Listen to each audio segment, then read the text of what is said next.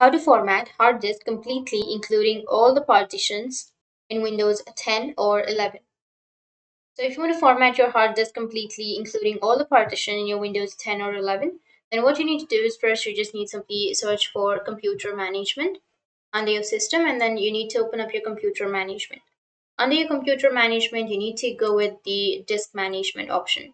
Now here you will have your disk, right? So you may have disk 0, disk 1, disk 2, and everything like that. So in my case, I only have disk 0. Now if you want to just remove the disk 1, then what you need to do is first you need to just back up all of your files and folders to a safe place. Once you've backed up your files and folders, now the next procedure is you just need to simply go back, and then you need to open up your command prompt. Go with Run as Administrator under your command prompt and then click on Yes. And once you click on Yes here, you need to enter some commands. So the first command goes like Diskpart, hit the enter, and then go with list space disk, and it will list all of your disk that you have on your computer.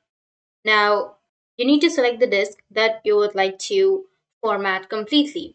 So what you need to do is just simply select the disk, and now you need to enter the next command, which is select space disk. So if it is 1, then you can just simply enter 1. I'll just simply choose 0 because in my case it's 0, and then hit the enter. Now once the disk is selected, now you need to again go with the next command, which is again list disk. You will also have many disks under the disk 0, right?